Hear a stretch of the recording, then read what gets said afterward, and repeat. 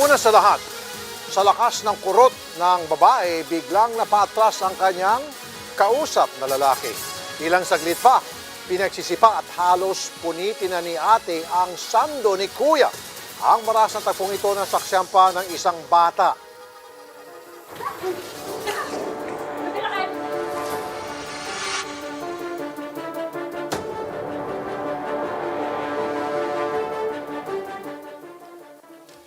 Ang buong kwento at ang aming ginawang aksyon malalaman mamaya. Narito na ang ipapamalalaking balita sa Frontline.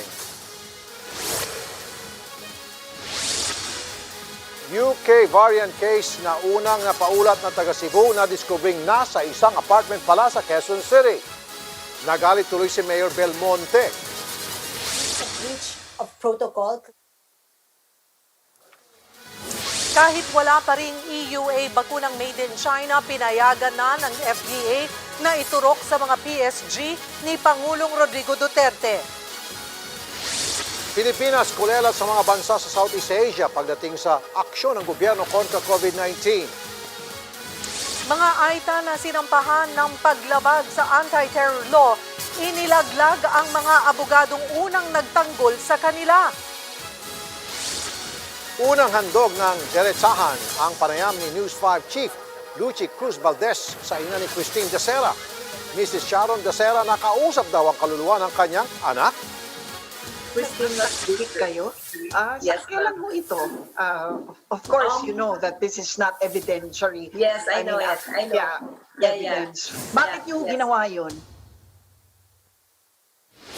At silipin natin ang mga sweet and safe na lugar kung saan pwedeng mag-date sa Valentine's Day.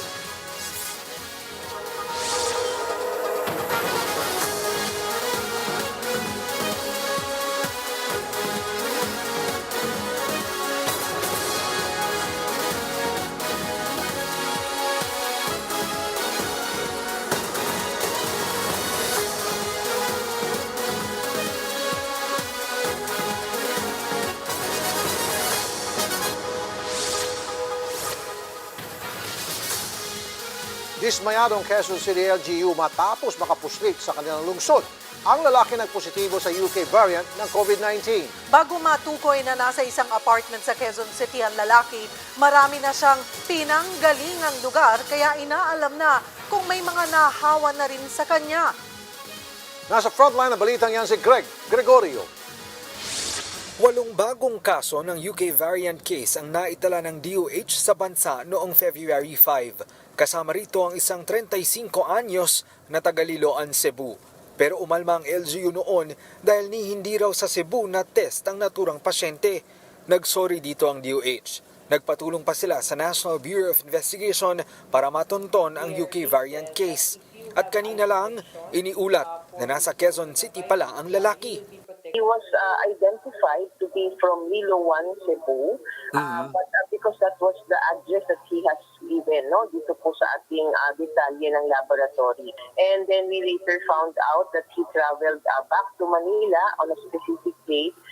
He had himself tested because I don't know if he's planning to go abroad, and then he was found to be positive. And doon na po nag-umpisa, sinequence, and he was found to be having this UK variant. Pero paano nga ba siya napadpad sa Quezon City? Mula Korea, umuwi siya sa Pilipinas at namalagi sa Cebu simula noong August 2020. Lumuwas siya ng Maynila at nanirahan sa Sucat, Parañaque mula November 17. Doon siya namalagi habang inaayos ang papeles sa isang manning agency sa Malate, Maynila. Habang naghihintay sa deployment, sumailalim siya sa swab test noong January 17. Kinabukasan, lumabas ang resulta na positibo siya sa COVID-19 at ipinadala ang samples niya sa Philippine Genome Center. Namalagi siya sa hotel sa Maynila hanggang January 21 bago ilipat ng agency sa pag-aari nitong apartment sa Riverside, Barangay Commonwealth, Quezon City. February 10 na nalaman ng Quezon City LGU na nagko-quarantine pala ang pasyente sa kanilang lungsod. Kasi medyo hindi conducive for isolation yung or quarantine yung lugar na pinagdalan sa kanya. So hindi rin alam ng barangay na meron palang nagko-quarantine doon kasi hindi naman tayo na-inform, no? Nailipat na siya kanina sa Hope Facility ng Quezon City kasamang isa pang nag-a-apply ding OFW ng kaparehong mining agency. May ubo siya pero ayos naman ang resulta ng x-ray. Habang ang kasama niya, wala pang resulta ang swab na isinagawa kahapon. Nagsasagawa na ng active case finding, extensive contact tracing at backward tracing ng hanggang 20 araw ang LGU para malaman kung saan nakuha ng individual ang infection at kung nakapanghawa na siya. Sabi ni QC Mayor Joy Belmonte, sasampahan nila ng kaso ang mining agency nito na Baltic Asia Crewing dahil sa breach of health protocols. The first question, of course, is why this was allowed by the Bureau of Quarantine, have jurisdiction over our OFWs and other patients that are quarantined in hotels. Why was this allowed? This is a breach of protocol. Dinala sa aming lungsod, again, another violation na hindi ni-notify ang aming mga CESU sa lungsod, hindi rin ni-notify ang barangay. So, the city itself was not notified, we were not aware. Nagbabalita mula sa Frontline, Greg Gregorio, News 5. Nilinaw ng Department of Health na walang bagong kaso ng UK variant sa bansa. Sa huling tala ng DOH, 25 pa rin ang UK variant cases dito sa Pilipinas. 2 lang dito ang active cases pero may isa lang pumanaw dahil dito. Ngayong araw, nadagdagan ng 1,734 ang bagong kaso ng COVID-19 sa bansa. Ang active cases, higit 31,000 na. Umabot naman sa lagpas 500,000 ang mga gumaling sa virus matapos maitala ang 423 recoveries ngayong araw. Bago magpabakuna, mahalagang alamin ang mga side effect nito. At sino-sino mga pwedeng tumangging magpabakuna kontra COVID-19. Nasa frontline ng balitang yan si JC Cosico. Sa susunod na linggo na inaasahan ang pagdating ng mga bakuna kontra COVID-19. Pero marami pa ring may alilangang magpabakuna. Ayoko muna, natatakot ako eh. Bakit? Sakit ako. Mamaya babagit side effect eh. Kaya ayoko muna. Ayon sa mga eksperto, kabilang sa side effects ng bakuna ay ang pamamaga at pumumula sa parte ng katawan na tinurukan, pananakit ng ulo at muscles, lagnat, panlalamig, pagsusuka at pagkahapo. But usually these reactions are mild to moderate and are usually gone within the first 3 days. They can be managed with paracetamol, pain relievers, hydration, or cold compresses. Sabi pa ng Philippine Society of Allergy, Asthma and Immunology, may antihistamines din sa haling makaranas ng mild allergic reactions gaya ng rashes at pagbahing. Pero bihira ang mga nakakaranas ng severe reaction o anaphylaxis matapos bakunahan. Para makasiguro, bawat vaccination center ay may nakahandang epinephrine o adrenaline. Mahalaga rin ang 30-minute observation pagkatapos bakunahan. Paalala rin sa publiko, huwag uminom ng gamot gaya na anti-allergy bago magpabakuna. Posible namang hindi maging gaanong maganda ang epekto ng vaccine sa mga taong immunocompromised o mahina ang immune system. Paano naman ang mga buntis? The data on patients who are pregnant is somewhat limited. So this will help them make their decision regarding whether they want to receive the vaccine or not. Bawal naman tumanggap na pangalawang dose ng bakuna ang mga magkakaroon ng allergic reaction sa unang dose. Kung may allergy sa ibang bakuna o injectable medicines, magpakonsulta muna sa doktor at kumuha ng clearance. Sa panayam ng programang Ted Filon at DJ Chacha sa Radyo 5, sinabi ni Health Undersecretary Maria Rosario Vergere na tututukan din nila ang mga gustong magpabakuna sa rural areas.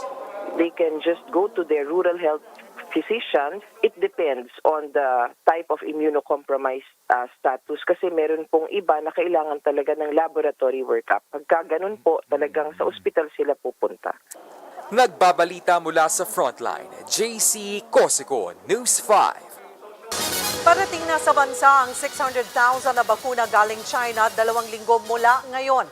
Ayon kay Presidential Spokesperson Harry Roque, sa February 23 dadating ang unang shipment ng Sinovac vaccines. Sa 600,000 na bakuna, 100,000 dito ay bigay umano ng China para sa mga sundalo, habang ang 500,000 ay nakalaan para sa medical frontliners. Yun nga lang, hanggang ngayon wala pang aprobadong emergency use authorization ang FDA para rito. Sabi ni Roque, pwede namang iimbak ang mga bakuna habang wala pang go signal ng FDA.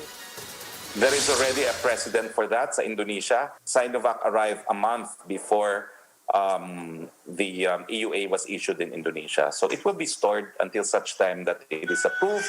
If it is not issued an EUA, then it will be sent back. Binigyan na ng Food and Drug Administration ng special permit ang Presidential Security Group na gumamit ng Chinese vaccines kontra COVID-19. Ayon sa palasyo, nag-issue ng tinatawag na Compassionate Use License ang FDA para sa 10,000 dose ng bakuna ng Sinopharm at ito ay habang wala pang nakukuhang emergency use authorization at rehistro ang Sinopharm mula sa gobyerno. January 18, nag-apply ang PSG para sa special permit at kahapon ito naaprubahan. Hindi raw sigurado si Presidential Spokesperson Harry Roque kung maaaring may apply ang permit sa mga iturok ng bakuna sa PSG. Noong Disyembre, inamin ng AFP na naturukan na ang mga PSG ng Pangulo kahit wala pang nakukuhang kahit na anong permit ang Sinopharm. I do not know when it will actually start its next round of vaccination involving Sinopharm. All that I know is that PSG applied and was granted compassionate use for 10,000 dosage. Paliwanag naman ng FDA, ang compassionate use license ay para lamang sa future use o para sa mga bakuna na iangkat mula ngayon. Para lamang daw ito sa one-time importation. Susunod, pagpapatupad ng child car seat law, pinatigil ni Pangulong Duterte. Ganun lang ba kadali yun? Dahil sa mahal na presyo ng sariwang karning baboy, ilang mamimili lumipat na sa frozen meat. Pero dapat mag-ingat sa pagbili niyan. Abangan ang lahat ng yan sa pagbabalik ng Frontline Pilipinas.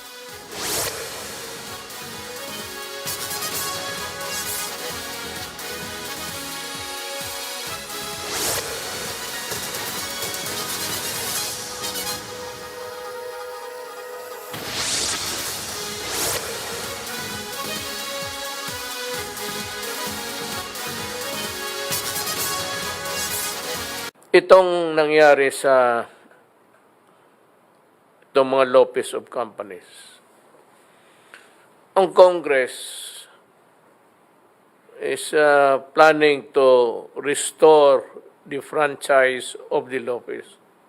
Wala akong problema doon kung i-restore ninyo. But if you say that if they can operate, kung may ano na sila, no, I will not allow them. I will not allow the NTC to grant them the permit to operate.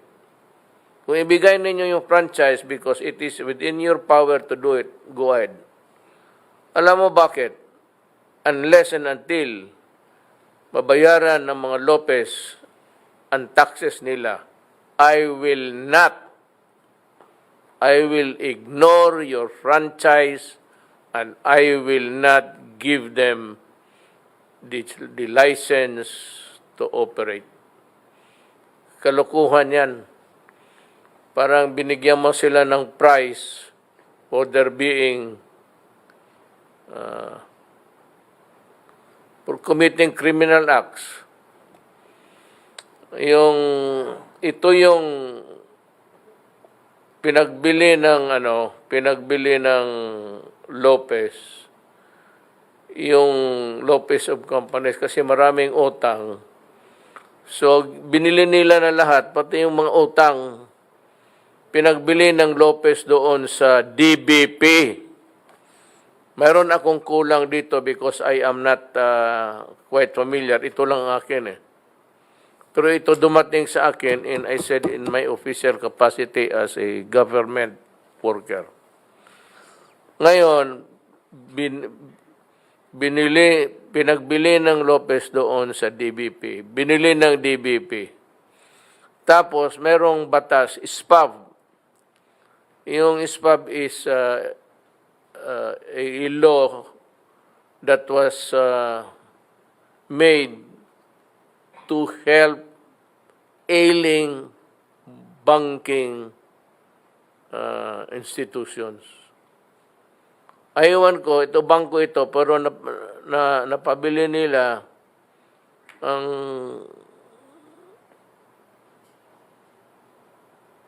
kanilang utang lahat doon sa DBP. But after a few years, binili ng DBP uli yung pinagbili nila. Pinagbili nila sa DBP yung pinagbili nila. This time, medyo wala na yung mga utang-utang. Condoned, kung ano-ano ang nilagay nila. Ngayon, unless it is clear, I think Congress, I understand, started an investigation, but stopped nung dumating na sila dito kay Lopez. There were so many investigations about banking, except that pagdating sa kila Lopez, hinuwinto sila. So, nagkakaroon tayo ng problema dyan. Dumating sa akin ito in official capacity. Ang magawa ko lang nito is,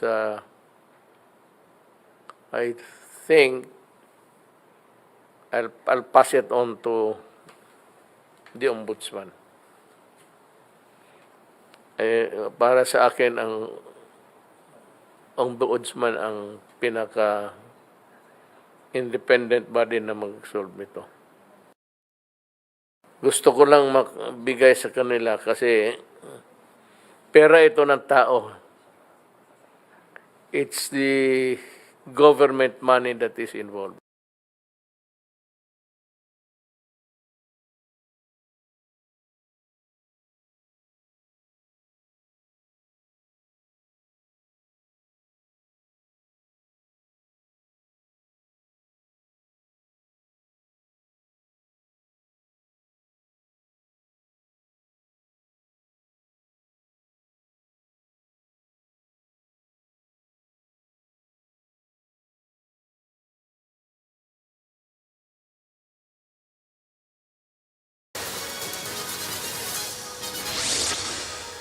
Controversial na motor vehicle inspection system ng LTO, ginawang optional na lang ni Pangulong Duterte.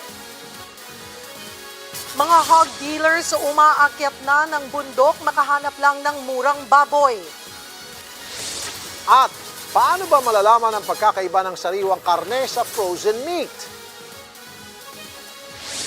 Hirap ang mga hog dealer na maghanap ng murang baboy na isusupply sa Metro Manila. Saan nga ba tumaas ang presyo kaya hirap sundin ang price cap?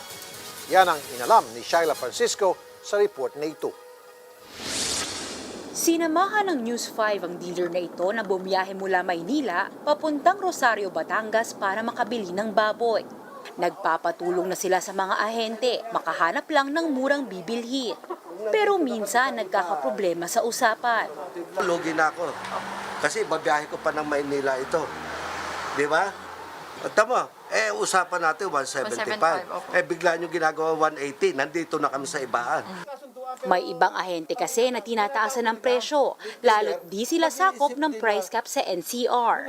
Yung additional na para today, nakuha din po na ibang biyahero dahil sinulot. Ang area po na nanunulot is Binyan at saka Cavite.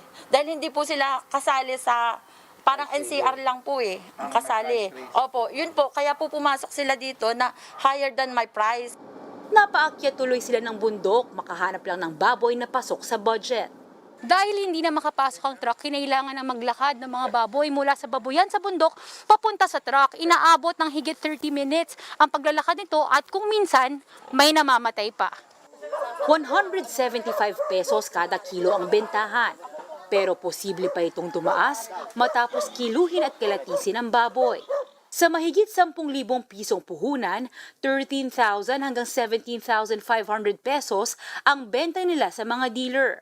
Kaya suma total, halos 3,000 hanggang mahigit 7,000 pesos ang kita ng mga magbababoy.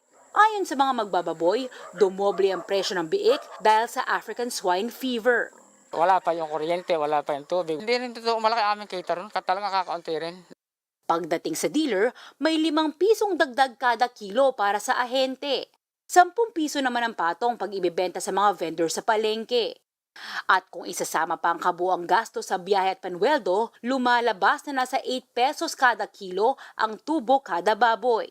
Lumiit pa nga raw ang kita dahil may dagdag bayad pa sa 2 animal checkpoint para sa disinfection kontra ASF. Sila po ang nagdidikta ng presyo. Pag hindi kami sumunod sa presyo nila, wala kami ititinda. Pag tinaasan ko ang vendor, kukuha ng ibang meat dealer yan na mababa ang bigay. So kami, may competition kami. Matapos ang negosasyon, ihahatid na mga baboy sa Katayan sa Cainta, Rizal, kung saan nababawasan pa ang timbang na nagre-resulta sa pagkalugi. Mula Katayan, diretso sa Paco Market at 4 pang palengke ang mga baboy. 4 a.m. ang dating nito, higit 16 na oras matapos makuha ang baboy. Dahil may bayad pa sa permit at pagkatay ng baboy, inaabot na ng 240 pesos per kilo ang kuha ng mga tindero. Kaya naman po siya sa 270, kaya lang para pang sarili lang po yun.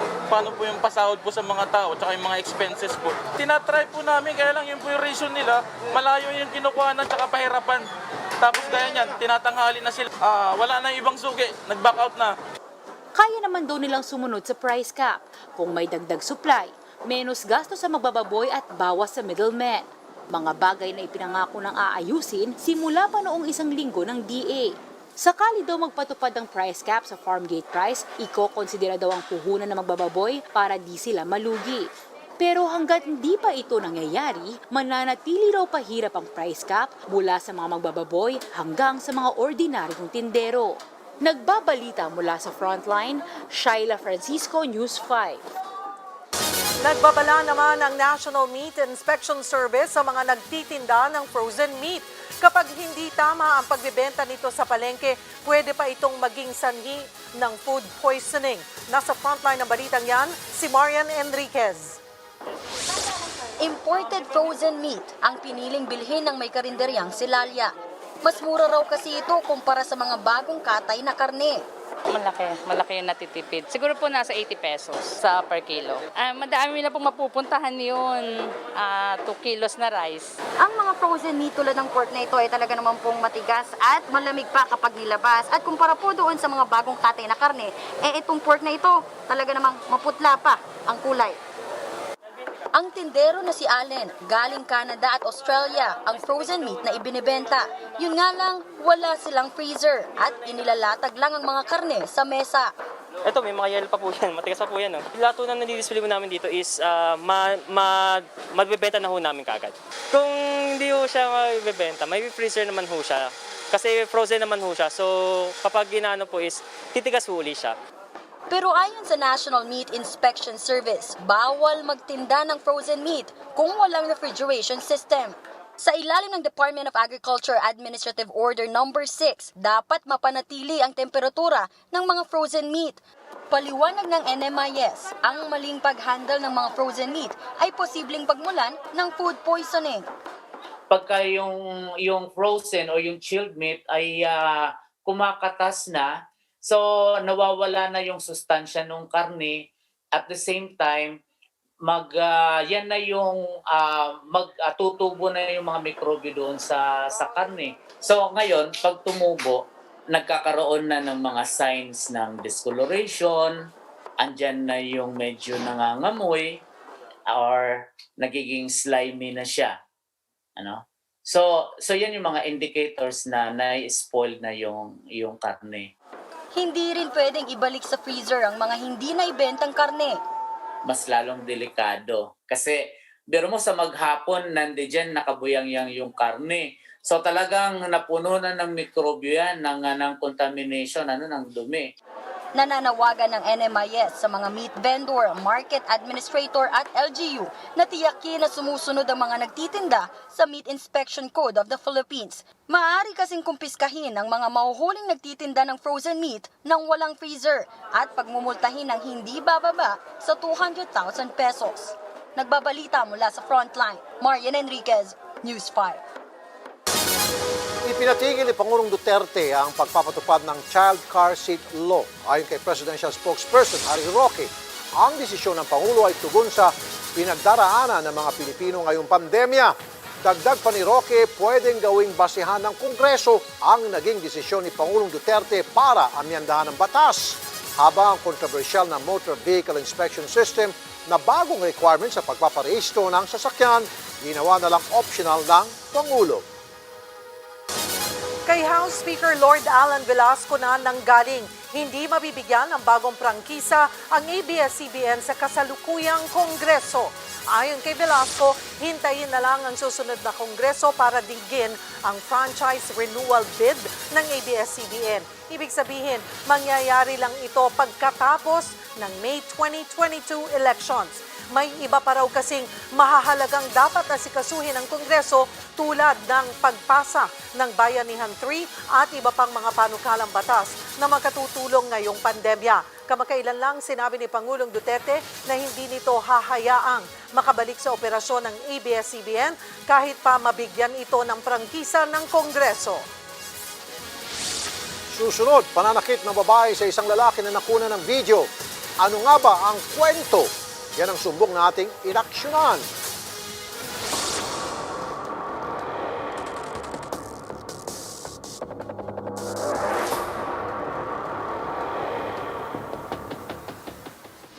At mamaya sa DERETSAHAN with Lucy Cruz Valdez. Kasi ma'am, nagpa-psychic din kami. Christine was different. Kayo? Yan ang ibaba sa pagbabalik ng Frontline Pilipinas.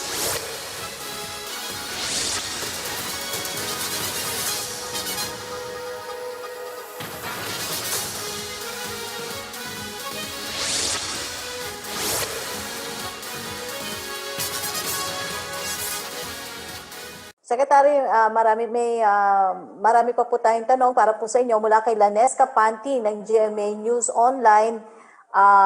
Given that the BIR previously said ABS-CBN had no unpaid taxes during congressional hearings of its franchise application, can you tell us further information po on unpaid taxes of ABS-CBN as told by the President last night?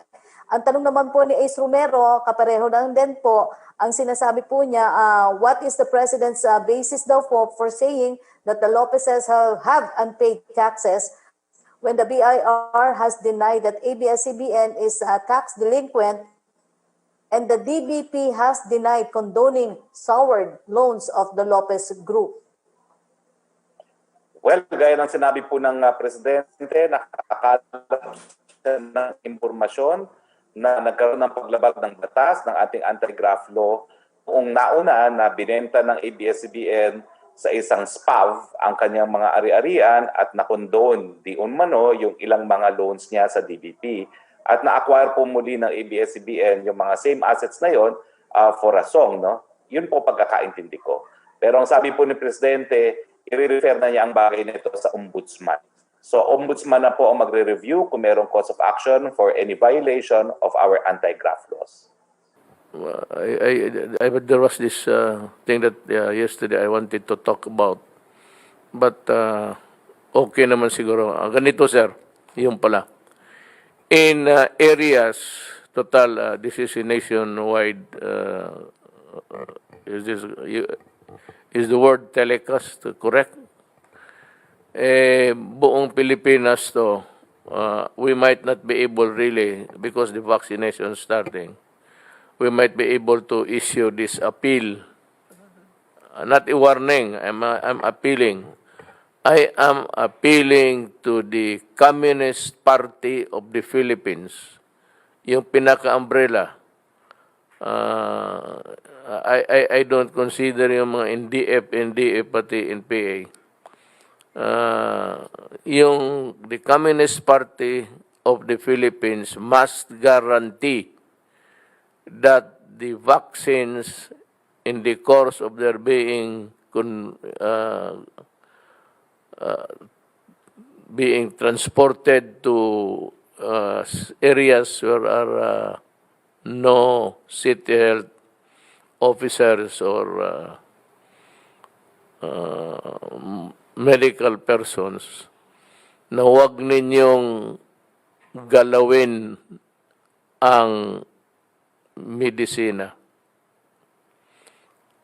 allow the vaccines to be transported freely and safely.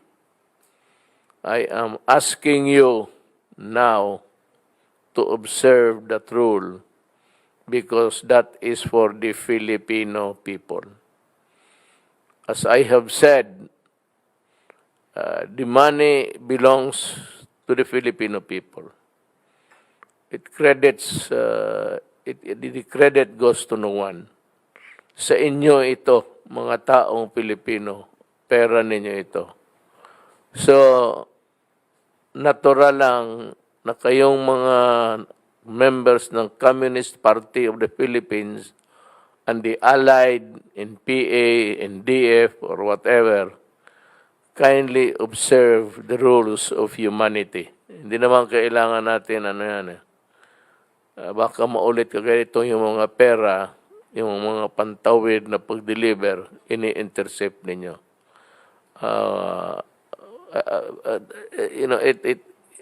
It's abhorrent, but you can redeem it by just seeing to it that there's a fair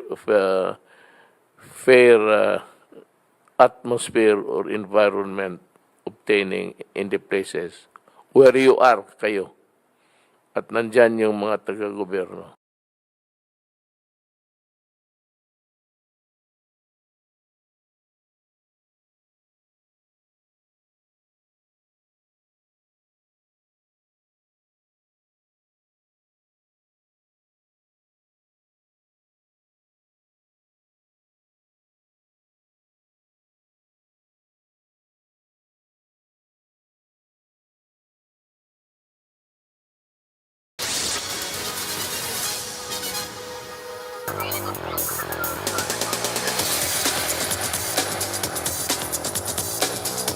Punong-puno ng pagiganti ang isang babae na nakuna ng videong sinugod at sinaktan ng kanyang ex-BF.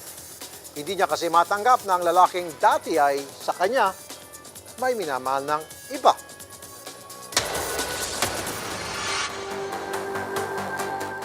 Nanakit. Nagwala. At nag-iskandalo. Ganun na lamang katindi ang pag-urementado ng babae na nakilalang si Marites Macam sa kanyang ex-living partner na si Mark Anthony Padua.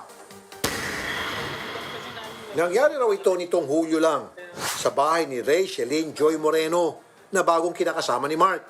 Ang siste, gusto raw ni Marites na bumalik si Mark sa kanyang piling. So, in other words, hindi po siya maka-move on, kaya ho siya nagwawala. Parang ganun po. Hindi naman daw nagawang umawat ni Joy dahil siya ay buntis. Okay. At nandun din po yung kapatid ko na 10 years old. Nag-video po ako para ebidensya, tsaka tawag po kami ng mga guard at barangay.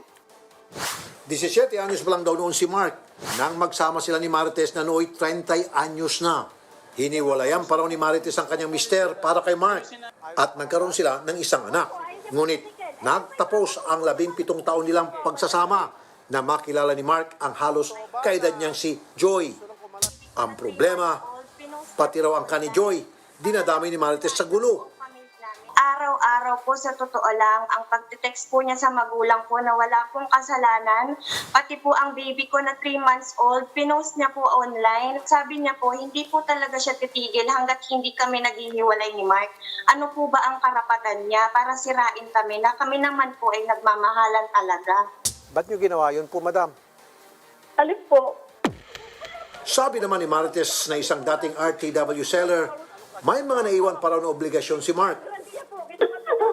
Ako pumunta sa kanila kasi po ang dami yung iniwan sa trabaho doon. Tinatapos ko naman po yun, kaso nag-governmentado kayo, sir. Ganyan, sinasaktan niya ako. Pagod po yung ulo ko eh. Mali, ma'am, kahit na lumusob ka sa bahay na may bahay. Bukod dyan, iniwanan pa raw ni Mark si Marites ng limpak-limpak na utang. Magkano po yung utang? 1 million po! Sa credit card! Pinaglaw niya po ako para makakuha kami sa sasakyan. Saan napunta po 1 milyon sa sakyan? Anong klase sakyan to? Opo, GL Grandia po. Ginawa na dyan sa babae na yan. Siya po nagpautang sa akin. Para may pan-down payment po kami sa sasakyan. Ano ba to? Credit card mo? Platinum o gold? Gold po. Ang dami niya pong pinalda sa pera dahil sa babaeng yan. Pinabayaan niya po kami mag-ina. Sinasira ang buhay niya, hindi na nakapag-aral ng bata dahil sa inyo. Aminado naman si Mark na hindi pa niya kayang sustentuhan ang anak niya kay Marites dahil nawalan siya ng trabaho ngayong pandemya. At nanindigan si Mark na wala na siyang iba pang dapat pang bayaran kay Marites. Naiwan po sa kanya po yun. Tsaka na-ibenta na po yun. Nasa kanya rin po yung pinagbayaran. Yung sinasabi niyang 1 million, sa van po yun.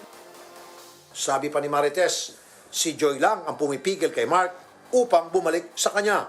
Kahit gusto niya bumalik sa akin, hindi makabalik na ayaw siya pakawalan ng babae. Totoo ba na gusto nang kumalas ni Mark sa iyo at pinipigilan mo lang? Kung nananahimik po ako, hindi po totoo na pinipigilan kong umalis yung taong to para magsama sila ulit. Ako po ang pinupuntahan.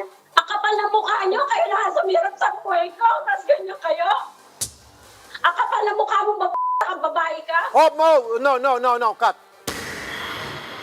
Sa patuloy natin pagkikipag-usap kay Marites, nanindigan siya na kailangang pagbayaran ni Mark ang mga nautang sa kanyang credit card ni Mark. Kaya ang ending, sasamahan natin sila sa barangay upang tunay nang makapag-ayos. Tanggapin nyo na lang po, Ma'am Marites, the fact na meron ng bago, itong si Mark. However, ako po ang gagawa ng paraan para masiguro na yung anak nyo sa kanya ay hindi madidihado. Wala mo nang pakialamanan, wala mo nang pupunta sa social media, huwag ka mo nang lumusog ng bahay, wala talaga, walang galawan, okay? Nanindigan ng pamilya Dacera na hindi totoong naghahabol sila ng insurance kaya nila pinipilit na may krimen sa pagkamatay ni Christine. Git ng pamilya Dacera, hindi sapat ang 2 milyong piso kapalit ng buhay ni Christine. Sa pagsumite nila ng reply affidavit, hindi nila tinanggap ang resulta ng PNP Crime Lab autopsy. Lumabas dito na natural causes ang ikinamatay ng flight attendant. Sa susunod na linggo, magpapasa ng rejoinder ang mga respondent na huling pleading para sa magkabilang kampo. Gagawin daw ng ina ni Christine Dacera ang lahat para ilaban ang kaso ng kanyang anak. Umabot na rin sila sa punto na humingi ng tulong sa isang espiritista. Yan ang isinilawat o isiniwalat ng ginang sa diretsahang mga tanong ng aming hepe, si Lucy Cruz Valdez.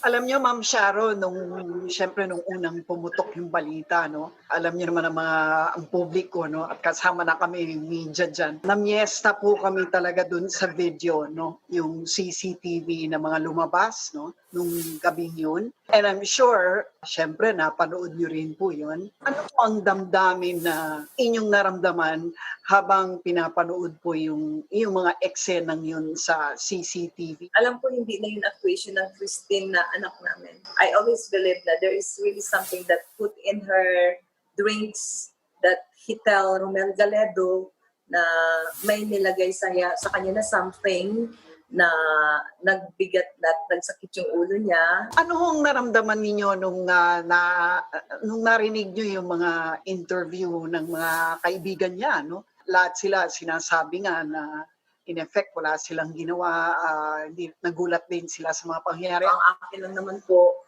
sana makonsensya din sila na magsabi ng totoo. Sabi nila, mahal nila si Tin. Bakit nagkaroon ng mga yung mga buwises yung anak ko? Saan yung galing? Kayo lang magkakasama eh. Kasi ma'am, nagpa-psychic din kami. So kung ano yung sinabi ng spirit ni Tin, na she was really betrayed by a friend. Christine was betrayed. Kayo? Yes, sa kailan mo ito? Of course, you know that this is not evidentiary. Yes, I know it. I know. Evidence. That's acceptable in court, no? But yes. Bakit yung ginawa yun? Siyempre, we are looking for, tinatawag natin, ma'am, na lahat ng paraan ginagawa ng isang nanay kung ano ba talaga nangyari sa anak niya. So, paulit-ulit na nagsasabi si Tina, she was really betrayed by a friend. Ang paniniwala niyo po ay nagkakaroon ng cover-up. Anong basehan ninyo para maisip nga na merong grand cover-up na nagaganap? Ma'am, I would rather use siguro the lapses of Major Sarmiento, the medical legal, and that Louis Lopez to what they did na bakit kailangan i-embalsa mo nila na wala po kaming pahintulot. Tapos hiningi nyo rin no, na ipa-DNA yung mga Yes, ma'am. organ. Yeah, the most. Bakit po? To have peace in my mind and my heart na kasi ganito mami, mali na yung umpisang procedure kasi na ginawa ni Sarmiento. Pero ma'am, matatanggap niyo po ba pag sinabi talaga na kailangan i-rule out ang homicide? Natatanggap niyo po ba na maaaring natural causes ang ikinamatay ng inyong anak? So far, as of now, ma'am, we're still waiting for the NBI result. Ano pong reaction nyo that some people were actually judging your daughter and saying, well, you know, she's not entirely blameless. Parang kumbaga she asked for it. Ako ginawish ko na lang, ma'am, na hindi din mangyari sa kanila yung nangyari sa anak ko. Kasi masakit. Sobrang sakit. Now, what about lessons learned as a parent po? Ano pong pwede ninyong i-share sa mga magulang na inabangan din ang investigation on your daughter's case? Siguro, ma'am, we always love our children. We are always doing the best for our children. So, sa pagkawala ni Christine, I feel the injustice to what had happened to her. So, ngayon, ma'am, kahit sa anong paraan, ipaglalaban ko yung anak. Anak ko si Christine. Mahal namin si Christine. Proud of my daughter. I'm proud of her. Nabiktima lang ang anak ko. Maraming salamat po sa inyo, Ma'am Sharon. Thank you very much for your time. Salamat po. Bye-bye. Thank you. Marami pa kaming mga balitang dapat ninyong malaman sa pagbabalik po ng Frontline Pilipinas.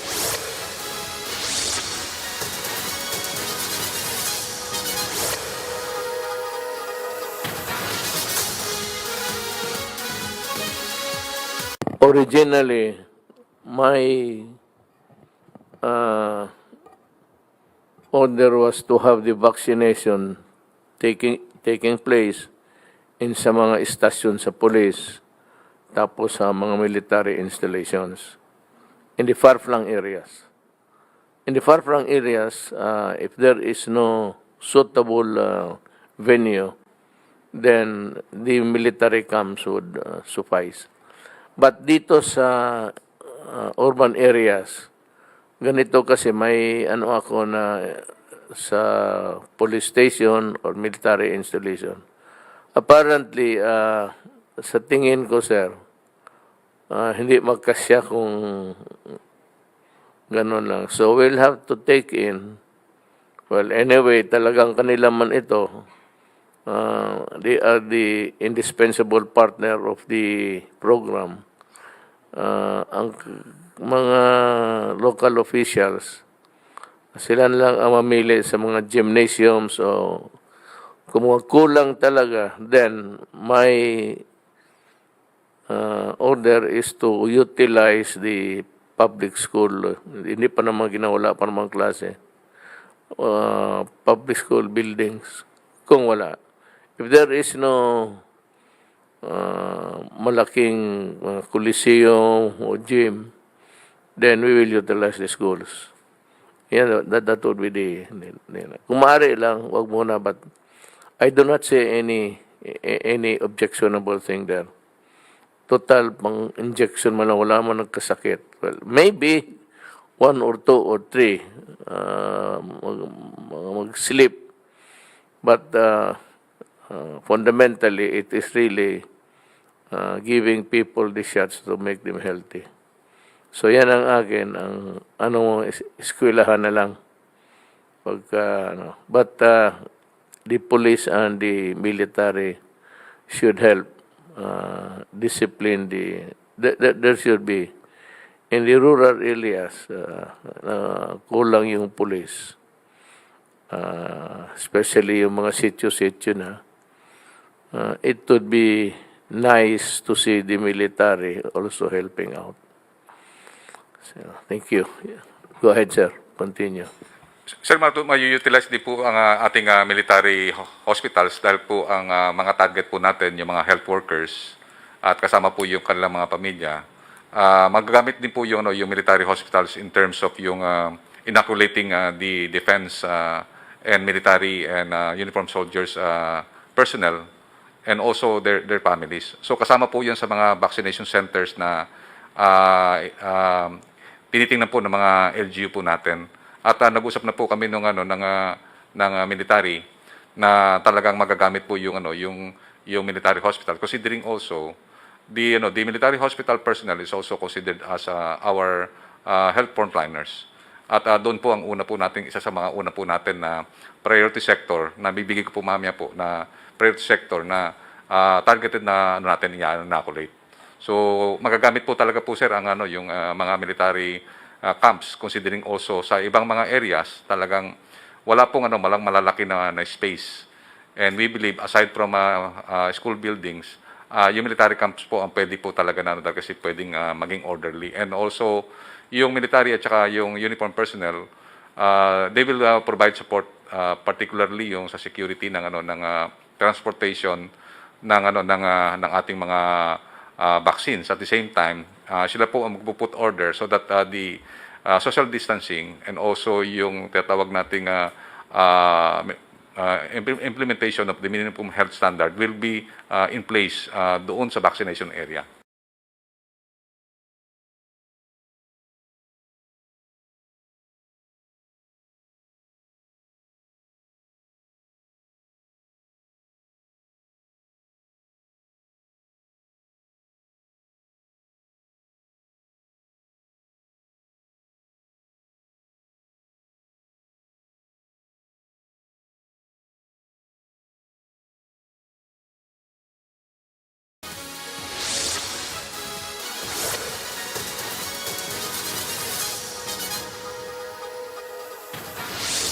Nangulelat ang Pilipinas sa survey kaugnay sa pagtugon ng pamalaan ng iba't ibang bansa laban sa COVID-19. Pero ang Malacanang nanindigang matagumpay ang COVID initiative ng Administrasyong Duterte. Nasa frontline ng balitang yan si Ria Fernandez. Sa survey ng ASEAN Studies Center ng Singapore, lumabas na nangongulelat ang Pilipinas sa mga bansa sa Southeast Asia pagdating sa pagtugon sa COVID-19 pandemic. Higit kalahati o 53.7% ng mga Pilipinong respondent hindi kontento sa aksyon ng Administrasyong Duterte sa health crisis. Nasa 19% lamang ang nagsabing approve sila sa mga hakbang ng administrasyon. Kulelat din ang Pilipinas sa Assessment of Best Leadership on COVID-19. Wala pa sa 1% ang rating na nakuha ng liderato ng bansa. Sa survey, lumabas kung ano ang kailangang pagtuunan ng mga gobyerno. Dapat daw isama ng pamahalaan ng mga siyentipiko at doktor sa pagbuo ng mga patakaran. Importante rin daw ang pagkakaroon ng early warning system at research para sa virus testing at vaccine development. Para sa palasyo, matagumpay naman ang COVID initiative ni Pangulong Duterte kung local surveys ang pagbabasehan. I do not know about that survey. What I do know are surveys conducted by Pulse Asia and PSRC, and it shows in one survey, 9 out of 10 support the COVID initiatives of the President. In another study, it's 8 out of 10. And that's a fact, no? Although I'm not at liberty to publicize the surveys because we did not pay for it and we don't have proprietary rights over it. Ginawa ng ASEAN Studies Center ang kanilang survey Nobyembre 2020 hanggang Enero ngayong taon. 1,032 ang respondents mula sa 10 bansang kasapi ng ASEAN. Sila ay mula sa akademya o research institutions, business, civil society, government at international organizations. Pero 6.5% lang ang respondents na galing sa Pilipinas. Kaya pumapatak na 67 Pilipino lamang ang kasali sa survey. Kaya para sa ekonomistang si Albay Congressman Joey Salceda, hindi talaga sinasalamin ng naturang survey ang pulso ng pangkalahatan. Giit pa ni Salceda, dapat mas pagtuunan ng resulta ng trabaho kumpara sa pananaw o opinyon. Pero kung ordinaryong Pilipino ang tatanungin, ano nga ba ang pulso nila sa pagresponde ng pamahalaan sa krisis? Parang kulang ma'am eh. Okay, bakit po? Dumadami po yung COVID eh. Sa gobyerno, okay lang. Nabibigay nila eh. Pero pagdating dito sa barangay na eh, parang wala na mga pangalan eh. Sa tingin ko naman po, sapat naman po yung ibinibigay sa ayuda sa mga kababayan natin. Siguro depende na lang po yun sa kung paano nila gagamitin or iba-budget yung ibibigay. Kasi ginagawa naman po lahat ng gobyerno eh. Nagbabalita mula sa Frontline, Ria Fernandez, News 5. Tinabla ng National Union of Journalists of the Philippines ang pahayag ni AFP Chief Cirilito Sobejana tungkol sa reporter na niredtag ni Lieutenant General Antonio Parlade Jr. Sa kanyang press briefing kahapon, sinabi ni Sobejana na dapat patunayan ni Parlade ang kanyang akusasyon laban kay Tech Torres Tupas na siya ay propagandista ng mga komunista. Pero kasabay nito ay iminungkahi ni Sobejana kay Tupas na magharap sila ni Parlade para patunayan ang kani-kanilang mga pahayag. We really wanted to establish facts, no? Tulad ng sinabi ko, dapat factual tayo sa pagbabalita or pagsiwalat ng mga informasyon. Ngayon, nabanggit ko about burden. On the part of General Parlade, nasa kanya yung burden of proof na bakit sinabi niya na supporter si Ma'am Tupas. Ngayon, kung ma-prove naman mayroon siyang i-presentang ebidensya establishing that si Ma'am Tupas ay supporter, ang burden of denial naman na kay Ma'am Tupas. So, mas maganda nga, mag-usap silang dalawa para malinaw ang lahat, no? Git naman ng NUJP ang dapat may pasanin at obligasyong may patunayan ay ang nag-aakusa. Ipinagtanggol naman ni Presidential Chief Legal Counsel Salvador Panelo si Tupas laban kay Parlade. The reporter was not spreading lies. He was just quoting the allegations stated in the petition. Yun lang. Pero, kakampihan natin si General Parlade sa kanyang mga laban sa komunista. Kami rito sa administrasyon, hindi kami titikom ang bibig namin just because kasama namin. Pag medyo nakita namin medyo saliwa, we will express our observation. Opisyal ng mga taga-Public Attorney's Office at National Commission on Indigenous People ang abogado ng dalawang AITA na nakakulong dahil sa anti-terror law. Walang nagawa mga abogado ng NUPL kundi lumabas na sa Olongapo RTC kanina kung saan dinidinig ang kaso ng mga AITang sina Japper Gurong at Junior Ramos. Yan ay matapos makumpirmang hindi na sila mga abogado sa dalawa. Ayon sa NUPL, nagulat na lang daw sila sa mga pahayag ni na Gurong. Siyempre, medyo nasaktan tayo dun sa naging sitwasyon dahil sinasabi nila na pinagsamantalaan natin yung mga minorya, ang kapatid nating minorya na AITA. And sa matter of fact, from the very start kami ang tumutulong sa kanila. Ang maliwanag na bagay hinggil sa mga pangyayari, simpleng sentido common lang. Sino ba ang umaresto? Sino ang nag-file ng kaso sa mga minorya na di umano'y lumabag doon sa sinasabi nilang Anti-Terrorism Act of 2020? At sino ba ang nagkulong sa kanila? Kahapon, nag-organisa ng online press conference ang National Task Force to End Local Communist Armed Conflict kung saan humarap sina Gurong. Hindi raw nila naintindihan ang paghahain ng NUPL ng motion to intervene sa petisyon kontra anti-terrorism law. Sa nasabing petisyon, iginit na tinorture daw ng mga sundalo ang mga akusado para umaming miyembro sila ng New People's Army. Dito rin nila sinabi ang National Commission on Indigenous People at Public Attorney's Office na ang gusto nilang humawak sa kanilang kaso. Sa pagtingin ko po, kahit inyong feel po, mas parang lumalala po yung kaso na parang bumibigat din po kasi. Kasi sa pagkagaya namin ng bayo ko dahil wala po kaming kakayaan, kahit siguro makita niyo na bakit gano'n ang pagtingin ng inyong sa mga katutubo. Susunod, punta natin ang ilang dating spots ngayong new normal na swak sa mga magdiriwang ng Valentine's Day. Huwag bibitiw, magbabalik pa ang Frontline Pilipinas.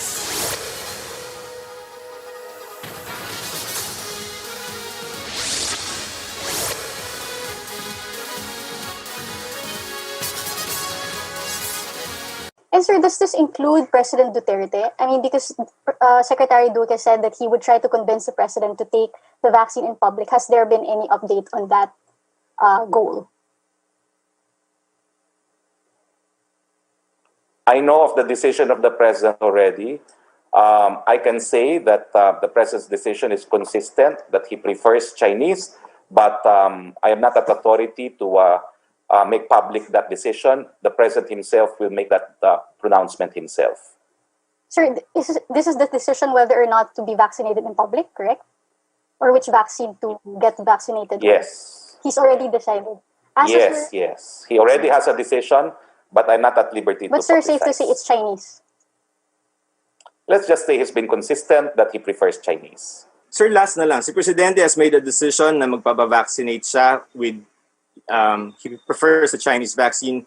But when is he going to make the announcement that he's going to be vaccinated? And ulitin natin, sir, baka naman magbago yung isip niya. Public ba? Because si Vice President Robredo is saying she's willing to be vaccinated in public. Pero kasama ba siya, sir, sa allotment natin? Well, as I said, I will allow the president, I will let the president make public his decision soon. Pero meron na po siyang decision. Okay. Sir, si Vice President Robredo, sabi niya willing siya to get vaccinated in public. May allotment ba tayo, sir, sa kanya? Well, ang sa akin po, tignan po natin sa listahan where she falls in the order of priority. May I just address myself to every government worker. Lahat tayo, like us, also a government worker. Do not delay and do not hinder or obstruct the smooth flow na nakikita ninyo ngayon. From the time of the arrival to the time of clearance, hindi naman kayo well, of course, maybe ang trabaho lang ninyo, customs is magtingin. You have no business na buksan-buksan yan dyan. You are not allowed to do that. I am not allowing you anybody there sa airport na magbukas-bukas. Then yung loading, the transport, you might want General Galvez. I'm answering you dyan so that you would find it easy really. General ka naman talaga itong mga the police, the PNP should provide escorts that would ensure the fastest way of for the vaccines to arrive in their storage. At saka yung even in the matter of transporting it from one facility to the other, ihati doon sa mga local governments. The police should provide that kind of mobility. Yung mga tawag nilang haggard will provide the fastest way of doing it. Lahat nasa gobyerno nitong, tignan ninyo ngayon, tignan nyo kung saan kayo banda, arrival, then customs, then the loading, the transport. Huwag ninyong pakialaman yan. Leave it to the task force. Sila ang bahala niyan. Si General Lorenzana, Secretary Anyo still on leave, General Galvez, and Dr. Duque. Sila ang they call the shots there. Nobody else. In the matter of ensuring the smooth operation of this vaccine, reaching it to its ultimate beneficiary, the people. Pagdating doon para. Napapaisip pa kayo ng inyong partner na mag-date sa Valentine's Day, pero natatakot din kayo sa COVID-19? May solusyon po dyan. May ilang lugar na very safe sa inyong date pero romantic pa rin. Nasa frontline ng balitang yan si Laila Pangilinan. Sa mga couples in love, na fine dining ang hanap ngayong araw ng mga puso. Bakit di subukang kumain ng 7-course meal sa kauna-unahang bubble pod sa bansa ng isang grupo ng hotel sa Pasay City? Ito daw ang alternatibong solusyon para sa mga hindi komportableng mag-fine dining sa loob ng hotel. Gusto namin magkaroon ng option for outdoor dining kasi during this pandemic, obviously, one of the things na hinahanap ng mga clients is to be able to enjoy the food from a hotel, like upgraded dining experience, but ideally in an outdoor environment. Siniguro naman ang pamunuan ng hotel na pang-international ang standard nila pagdating sa kalinisan at health and safety protocols. Pwedeng magpa-reserve ng dining experience sa bubble pod, araw man o gabi, sa halagang 5,000 pesos per head. I-experience natin kumain dito sa bonggang bubble pod na to. Unahin natin kung saan siya gawa, fiberglass acrylic, at kasya ang 2 hanggang 4 na tao dito para meron pa rin physical at social distancing. At tingnan niyo naman, dahil see-through nga ang bubble pod na ito, paggabi, ayan, pwede pa kayong mag-sightseeing ng mga bituin habang kumakain. Kita niyo naman. Dito naman sa isang mall sa Molino, Cavite, pwedeng mag-dine under the sun o under the stars sa kanilang repurposed na parking lot. Inaabangan din dito ang sunset na nakakadagdag sa pagka-romantic at Instagrammable ng lugar. Ang ganda po ng place, colorful, pang Instagrammable po siya. Hindi rin papahuli ang mga romantic na kainan sa loob ng mga bubble pods sa 13 Martires. Kaya naman ang mga kabataang pwede nang lumabas ng bahay. Post agad sa social media. TikTok. Dito kayo magti-TikTok, gagawin nyo sa TikTok. Diyan po, iikot, picture. Basta po masaya kahit walang jowa. Siniguro naman ang mall na may nagsasanitize sa alfresco dining area kada may matatapos na kumain alinsunod sa guidelines ng IATF. Nagbabalita mula sa Frontline ngayong Valentine. Laila Pangilinan, News 5. At yan po ang mga balita mula sa Frontline ng Pilipinas sa araw na ito. Mga balita at impormasyong para sa mga may alam at may pakialam. Kami po ang inyong kasangga sa pagbabalita. Ako po si Cheryl Cosim, tutok pa rin kayo dito sa TV5. Susunod na ang Fill in the Bank. Ako naman po si Rafi Tulfo. Magandang gabi, Pilipinas.